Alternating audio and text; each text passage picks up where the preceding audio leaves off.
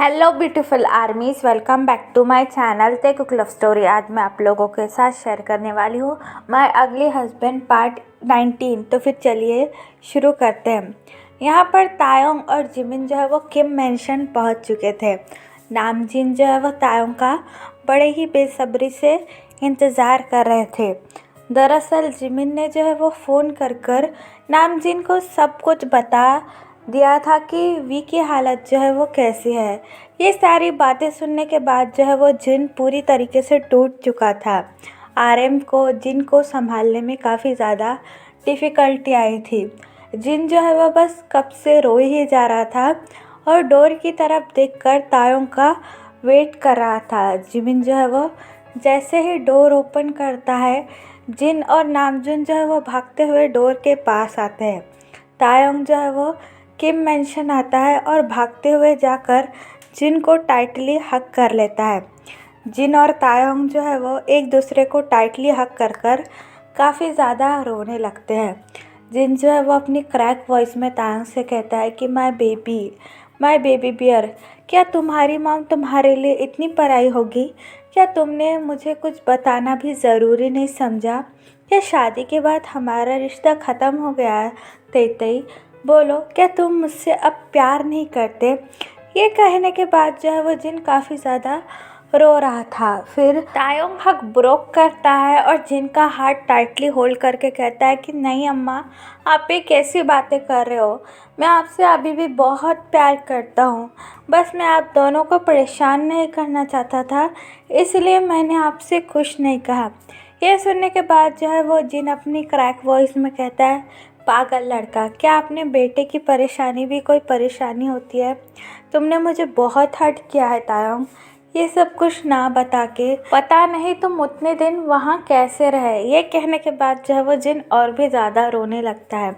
फिर आरएम जो है वो तायोंग के पास आकर उसे बड़े ही सॉफ्टली कहता है, बेबी बियर। अपने अप्पा को देखने के बाद जो है वो तायोंग भागते हुए आरएम के पास जाता है और आरएम को टाइटली होल्ड करके कहता है कि Appa, I miss you so much. I am sorry Appa, जो मैंने आप दोनों का दिल दुखाया, मुझे माफ़ कर दीजिए। आरएम जो है वो सॉफ्टली तायोंग की बैक रब करते हुए कहता है, माय बेबी बियर, मैं तुमसे बिल्कुल भी नाराज़ नहीं हूँ। अब रोना बंद करो। तुम तो जानते हो ना, मैं तुम्हारे आँखों में आंसू बिल्कुल भी नहीं देख सकता। प्लीज़ माय बेबी बियर, मुझे पता है तुम काफ़ी ज़्यादा स्ट्रॉन्ग हो। ये कहने के बाद जो है वह आरएम हग ब्रोक करता है और जिन से कहता है, जीनी, हमारे बेबी बियर को रूम में लेकर जाओ, इसे रेस्ट की काफ़ी ज़्यादा ज़रूरत है। आरएम की ये बात सुनने के बाद जो है वो जिन अपना हेड नोट करता है और तायोंग के पास आकर तायोंग के आर्म्स पकड़ते हुए कहता है कि चलो बेबी बियर, मैंने तुम्हारा रूम रेडी रखा है। ये कहने के बाद जो है वो तायोंग भी अपना हेड डाउन करता है और दोनों ही तायोंग के रूम के लिए ऊपर चले जाते हैं। तायोंग जैसे ही वहाँ से चला जाता है, आरएम जो है वो गुस्से में फ्लावर वॉश पर अपना हाथ मारता है। तभी जो है वो जिमिन आरएम के पास आकर अपने वरी ट्यून में कहता है कि अंकल, आप ये क्या कर रहे हो? आपको चोट लग जाएगी। जिमिन की ये बात सुनने के बाद जो है वो आरएम गुस्से भरी आंखों से जिमिन की ओर देखता है और जिमिन से अपनी एंग्री ट्यून में कहता है, जिमिन, जल्दी से जल्दी मिस्टर जियोन को कॉल करो। ये सुनने के बाद जो है वो जिमिन अपना हेड डाउन करता है क्योंकि आरएम के गुस्से में देखकर जिमिन भी काफ़ी ज़्यादा डर जाता है और वो मिस्टर जियोन को कॉल करता है। फिर जो है वो आरएम अपनी एंग्री ट्यून में कहता है कि you just see mister John जोकुक, तुम्हें पता नहीं है मेरे बेटे को हर्ट करने की क्या कीमत है। अब मैं तुम्हें ज़िंदा नहीं छोड़ूंगा। ये कहने के बाद जो है वो दोनों ही मिस्टर जॉन को कॉल करते हैं और यहाँ पर जोकुक जो है वो ड्राइव कर किम मैंशन में पहुँच चुका था। जोकुक जो है वो अपनी कार से निकलकर किम मैंशन की ओर देखने लगता है। जोकुक में इतनी हिम्मत बिल्कुल भी नहीं थी कि वो तायोंग के फैमिली मेम्बर को फेस कर सके। वो उससे क्या कहेगा, लेकिन तायोंग के लिए जो है वो जोकुक काफ़ी सारी हिम्मत उठाता है और अपने शेकिंग लेग के साथ जो है वो किम मैंशन के अंदर आता है।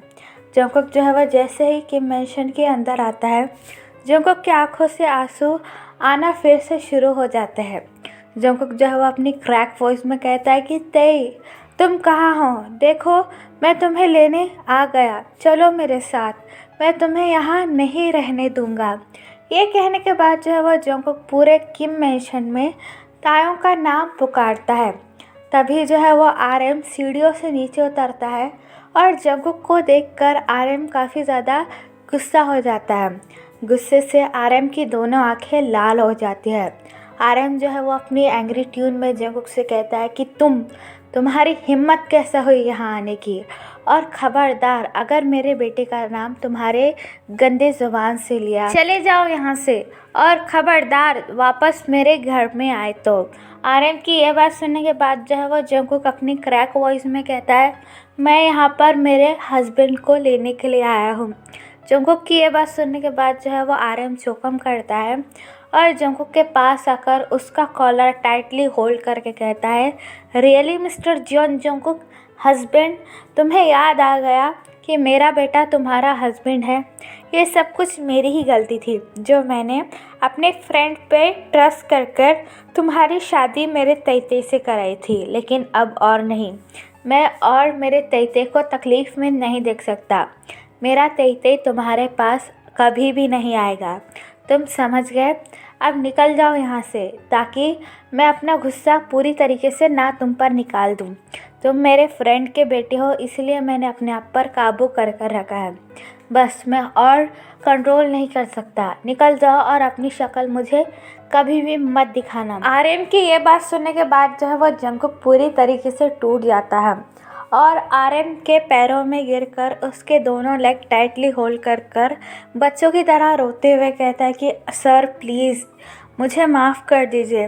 मैं जानता हूँ मैंने मेरे तैते के साथ बहुत गलत किया, मैं उसके लिए बहुत ज़्यादा गिल्टी हूँ सर, पर प्लीज़ मुझे मेरा तैते ही वापस दे दीजिए। मैं उसके बिना नहीं रह सकता। मैं मानता हूँ मैं मेरी ईगो में पूरी तरीके से अंधा हो चुका था, जिसकी वजह से मैंने मेरे तैते की इनर ब्यूटी देखी ही नहीं। वो इस दुनिया का सबसे ज़्यादा खूबसूरत इंसान है, जिसका मुकाबला कोई भी नहीं कर सकता। वो मेरा एंजल है जिसने मुझे जीना सिखाया, जिसकी वजह से मैं अब एक इंसान बनकर जी सकता हूँ। वो मेरी ब्रीथ है, प्लीज़ मेरी ब्रीथ मुझे वापस कर दीजिए सर। मैं आपसे प्रॉमिस करता हूँ अब से तैते की आँखों में एक भी आंसू नहीं आएगा। सर प्लीज़ मुझ पर एक बार भरोसा करके देखिए और प्लीज़ मेरे तैते को मुझे वापस लौटा दीजिए। आरएम जो है वो जंगकुक की यह बात सुनने के बाद जो है वो बिल्कुल भी अपने आप पर कंट्रोल नहीं कर पाता है और जंगकुक का कॉलर पकड़कर उसे ऊपर उठाता है और जंगकुक को जो है वो मर्सीली पंच करना शुरू कर देता है। आरएम जो है वो अपना पूरा गुस्सा जंगकुक पर निकाल रहा था। जंगकुक जो है वो आरएम को कुछ नहीं कह रहा था, वो बस एक स्टिल लाइफलेस बॉडी की तरह तायों का नाम पुकार रहा था। आरएम जो है वो जंगकुक को काफ़ी ज़्यादा पंच मारता है, जिसकी वजह से जंगकुक के नोज से ब्लड आना शुरू हो जाता है। फिर जो है वह आरएम जंगकुक का कॉलर होल्ड कर उसे खींचते हुए किम मेंशन से बाहर ले जाता है और उसे बाहर फेंक देता है। जंगकुक जो है वो नीचे गिरने ही वाला था कि तभी जो है वो कोई जंगकुक को होल्ड कर लेता है और आरएम की तरफ देखते हुए कहता है कि ये क्या तरीका हुआ, आप मेरे भाई के साथ ऐसा कैसे कर सकते हैं। फिर जो है वह आरएम गुस्से से जेहोप की तरफ देखते हैं और उससे कहते हैं कि तुम्हें नहीं पता कि तुम्हारे भाई ने मेरे बेटे के साथ क्या किया है।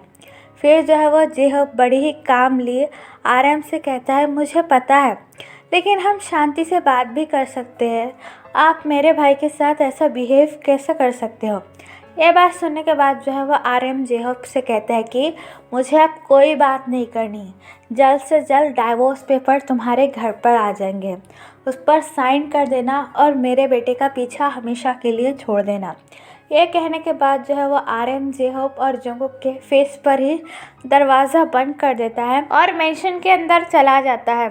जंगकुक जो है वो बिल्कुल भी अपने आप को कंट्रोल नहीं कर पाता और दरवाजे के पास भागते हुए जाकर नीचे बैठ जाता है और ज़ोर ज़ोर से दरवाजे को नॉक करने लगता है और अपनी क्रैक वॉइस में कहता है, सर प्लीज़ दरवाज़ा खोलिए, ऐसा मेरे साथ मत कीजिए, मैं मेरे तैते के बिना नहीं रह सकता, प्लीज़ मेरा तैते मुझे वापस दे दीजिए।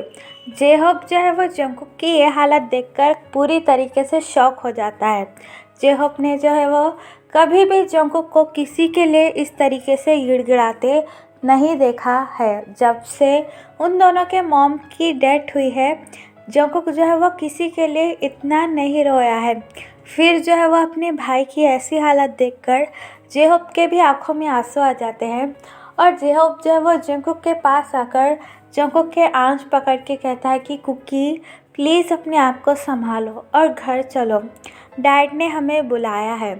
जेहोब को देखने के बाद जो है वो जंगकुक और भी ज़्यादा रोने लगता है और एक बच्चे की तरह अपनी फिंगर को किम मेंशन के आगे दिखाकर जेहोब से कहता है कि हम प्लीज़ मेरे तैते से कहिए ना कि वो मेरे पास वापस आ जाए।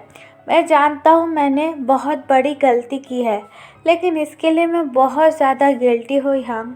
मैं मेरे तैते के बिना एक भी दिन नहीं रह सकता। हंग प्लीज़ आप कुछ करिए ना, प्लीज़ मेरा तैते मुझे वापस लौटा दीजिए, आई बेग यू। जेहोब जो है वो अपने टीयर्स कंट्रोल करते हुए जंगकुक से कहता है कि डोंट वरी माय कुकी, तुम्हारा तैते जल्दी ही तुम्हारे पास आ जाएगा, बस अपने आप को संभालो। अगर तुम ऐसी हालत कर दोगे तो तुम्हारे तैते का क्या होगा। अब जल्दी से मेंशन चलो, डैड ने तुम्हें बुलाया है। लेकिन फिर जो है वो जंगकुक की मेंशन की ओर देखते हुए कहता है, पर हंग मेरा तैते।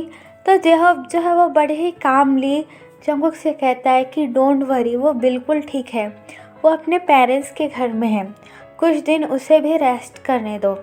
चलो जंगकुक, अप्पा ने हमें फ़ौरन बुलाया है।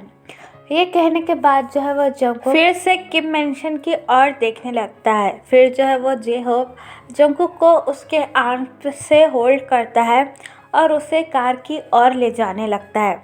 जंगकुक जो है वो स्टिल जाते हुए भी किम मेंशन को ही देख रहा था। जंगकुक जो है वो कार में आकर बैठता है और जेहोब जो है वो कार ड्राइव करना शुरू कर देता है और दोनों ही जियोन मेंशन के लिए निकल जाते हैं। ये सारी चीज़ें जो है वो तायंग अपनी बैल्कनी से देख रहा था।